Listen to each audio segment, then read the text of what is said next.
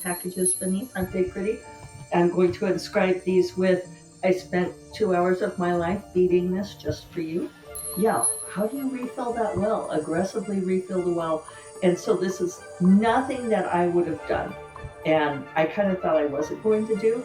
Sometimes people ask me what my favorite quote from Never the Roses is, and I will often pick. This is Jeffe Kennedy, also writing as Jennifer K. Lambert, author of epic fantasy romance. Good morning, everyone. I'm here with my first cup of coffee. Delicious, fancy coffee this morning. Today is Tuesday, October 28th. And yeah, if you're on video, you will see that I got coffee from the coffee shop this morning on dog walk. David wanted a pastry, so I got a fancy latte in the paper cup. So just always a nice treat. How are you? How is everyone out there getting by? I had a good weekend. I had a surprising amount of fun doing crafting weekend. I know that I was ambivalent about crafting weekend. Um, my friend Minerva Spencer invited me to come up along with some other gals, including her mom and her mom's friend, and another woman and her mom.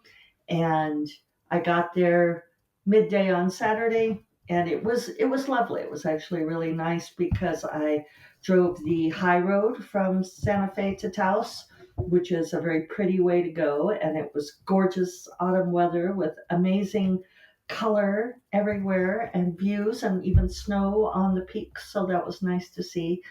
And I took some good photos, and yeah, it was just really nice. We got there, and uh, she plunked me down at the table with these other gals, and we were making Christmas cards, which makes me think of this Stuart McLean radio show where it probably is irrelevant and in the weeds, but it was this very funny show and a very funny sequence where the neighborhood women got together, started making various things for Christmas, like ornaments and pine oil to dab on the light bulbs so that they would smell good, and all of this. And it becomes this whole metaphor for marriage and like who's doing what in the marriage and this kind of thing. And yeah, it's a great show. But it made me think of this because I had messaged one of my friends saying, "Look, I'm making Christmas cards," and she's like, "Christmas cards already? Isn't it just October?" And it's like, "Yes, but you have to make them ahead of time."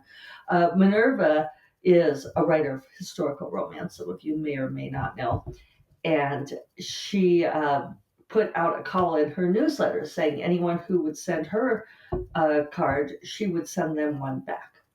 And so now she's making all of these cards. So this is like this whole world that I did not know about. And I realize that many of you out there probably do.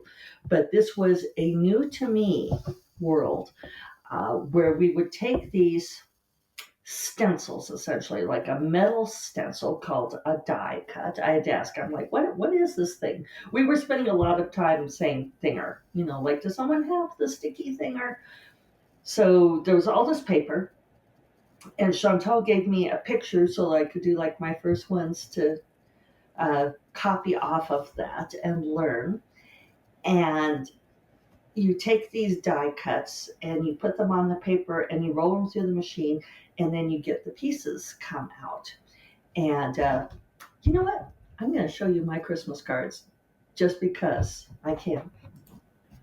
This is my show and tell. This is my what I did over the weekend.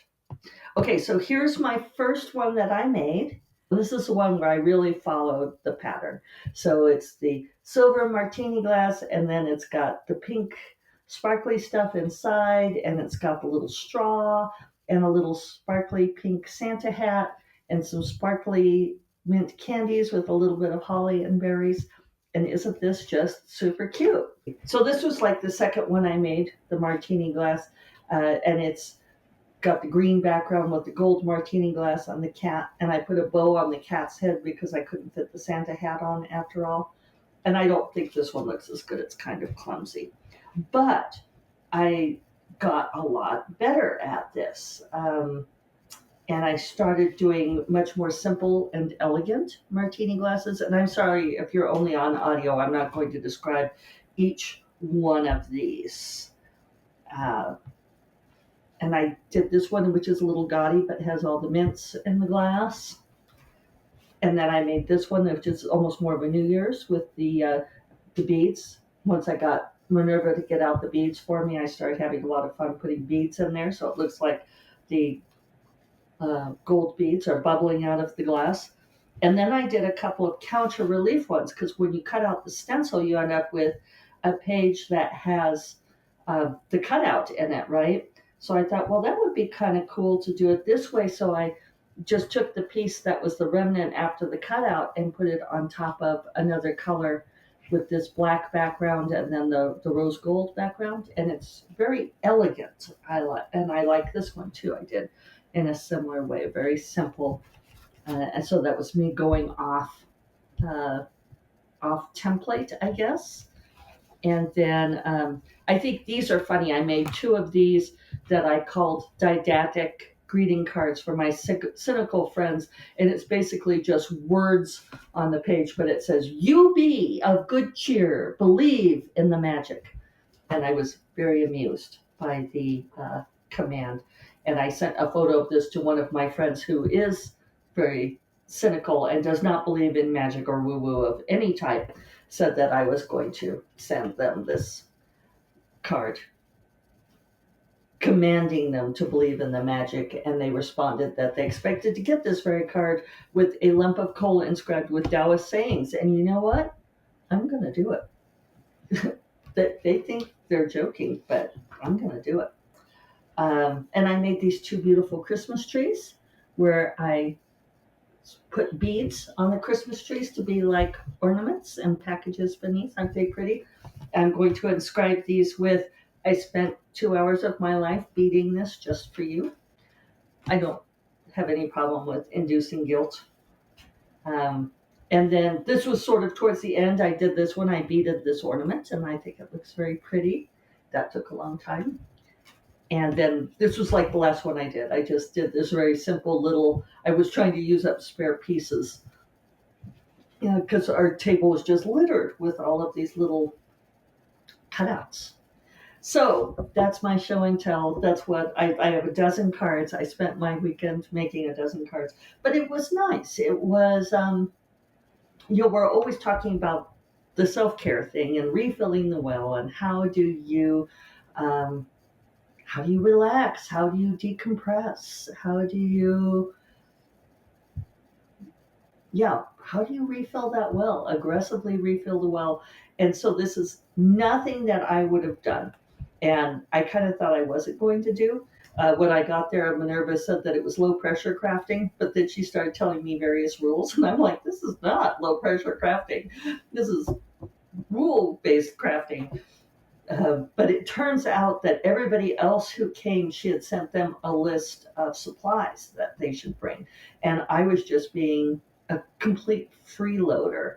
So I felt kind of bad about that. And I said, "Well, you didn't send me a list of supplies." And she said, "Well, you seemed on the fence about whether or not you would do the crafting.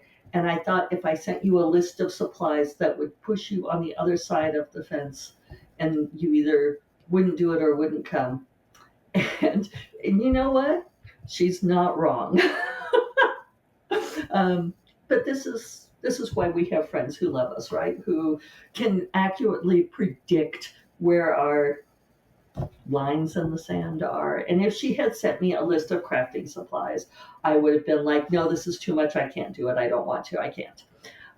So instead, she lures me there. "Just come." I'm like, "Can I bring anything? Bring food?" She's, "No, I'll cook."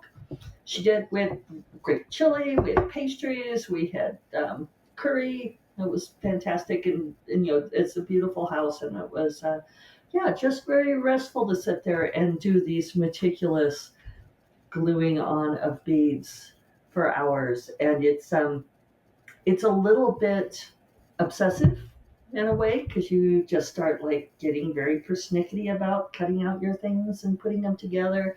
And they were laughing at me because Minerva was saying, well, look at Jeffe here. She thought she wasn't going to want to do this at all, and I was like the one who wouldn't stop. And I said, but this is a thing about me. It's one reason why I don't do gaming or a lot of kinds of things like that, which people are always surprised by. But it's because once I start, I can't stop. I want to just do that. And so, like I used to do a lot of quilting, and I miss quilting. I loved quilting. Uh, but I tend to do those things instead of writing. So when I got very serious about being a writer, I gave up a lot of my, I don't know, crafting type hobbies, but they are a really nice break from doing other kinds of things. You can just sort of let your mind fuzz out. It's the same thing I like about gardening. One thing that we've talked about a lot with Never the Roses that's come up on book tour or in various kinds of book events is, it's essentially a book about healing from trauma. I mean, that's, it depends on what mood I'm in. When people ask me what the book is about, my standard log line is I tell people, oh, it's about a sorceress who is sick of war and of the world and builds herself a house in the middle of nowhere so everyone will leave her the F alone. I took out the F bomb just for you, Sydney. Which is compelling, and people will say, yes, please. There's a lot to that, which is kind of what we were doing this weekend, right? We were just in this house in rural Taos, which rhymes, making cards so that people would leave us alone. Just let me make my stinking Christmas cards, right? But sometimes people ask me what my favorite quote from Never the Roses is, and I will often pick what the Black Cat Mariah says to her, which is, even the sages don't know how the heart heals. And yeah, how do we heal from trauma? How do we heal from anxiety, from worry about the world? There's sort of this back and forth thing where, we're under this onslaught of the authoritarian nonsense, and people are saying, well, people like Steve Bannon have planned it this way so that there is just so much stuff for us to keep up with that we're overwhelmed, and they want us to give up. And that's don't give up, don't give up. But sometimes you just have to step back because you can't just take the fire hose of it all.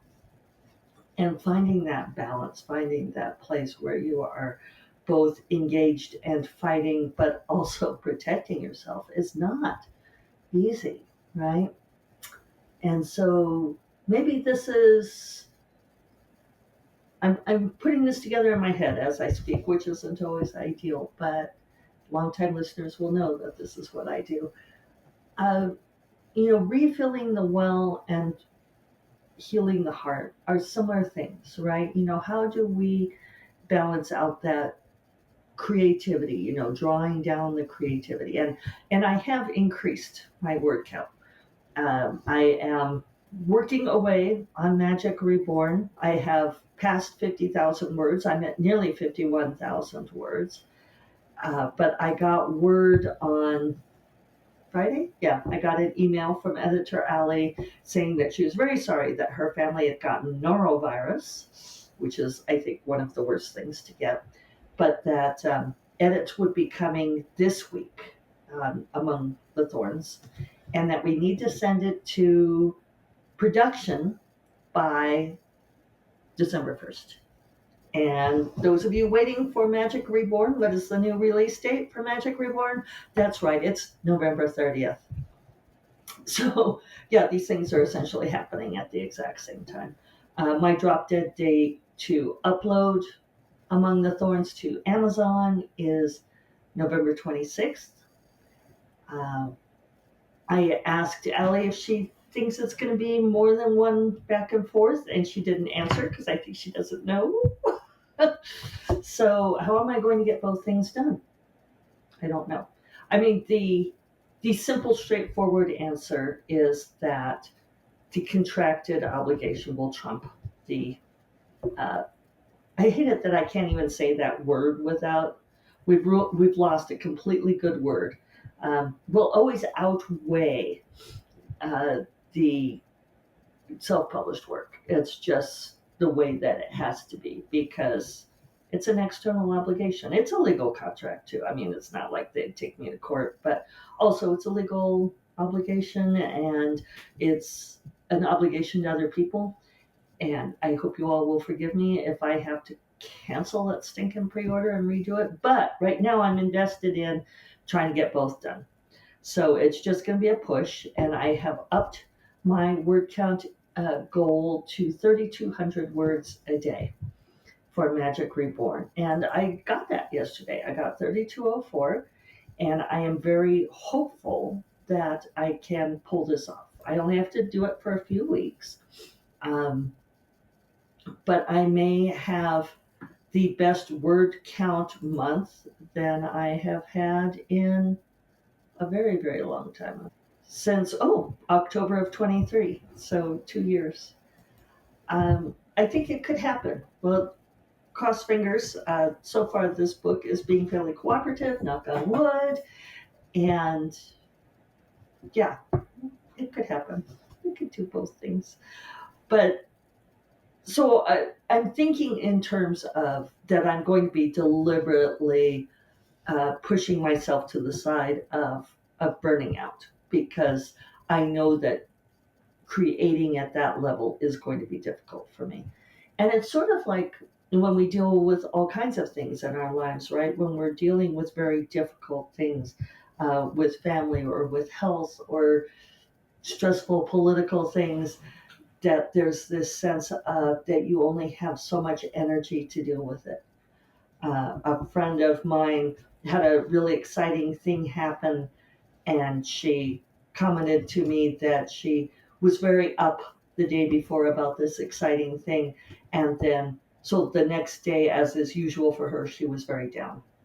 And I was thinking about that in terms of like this creativity. Do we only have a certain amount of emotional energy, because writing takes emotional energy, right? So, do we only have so much of it and then we run out, which is the well metaphor, right? We draw down the level of water or creativity in the well. We draw down the amount of energy that we have to deal with horrible people trying to run the government and slam through their ideas of becoming slave owners again or whatever they want. It's interesting that people like that know the ways to drag us down. Um, so it's up to us to find ways to replenish. And if that means gluing beads on Christmas cards, I guess that's part of what we do, right? Uh, yeah. So I know I talk about this a lot, that I keep thinking I should go back to implementing some more mindless hobbies like this, maybe back to quilting or back to something. This was fun. And don't tell Minerva, because it's a surprise. Sometimes she listens, or more accurately, reads the transcript because she doesn't like to listen. Um, but I did send her a thank you since I was the freeloader on all the craft supplies over the weekend. I tried to make up for that. So, yeah, wish me luck this week. I have just going to be intent, head down, working on this book. I have to bring the plants in tonight. We're supposed to get a hard freeze down to like 24 degrees Fahrenheit tonight. So that's the end of summer. I was reading that Samhain, spelled like Samhain, but Samhain, which occurs on November 1st, was considered to be the end of summer and beginning of winter. So, Dina, I will officially acknowledge that getting our first freeze, bringing the plants in, occurrence of Samhain, I am willing to accept that summer is now officially over. Beginning of winter or autumn, whatever. But yeah, okay, summer's over now. Um, yeah, so Halloween here in the US on Friday. I'll do a Halloween podcast. And Who knows what that will consist of, other than that I will wear a costume, sort of. Saturday, I'm doing a day with Santa Fe authors to benefit Reading Quest. And on Sunday, I will be down in Albuquerque at Books on the Bosque. And on my favorite day of the year, going back to real time. So all of these are good things. All right. I hope that you all are doing what you can to keep that energy level high, keep your heart whole. And I will talk to you all on Friday. You all take care. Bye bye.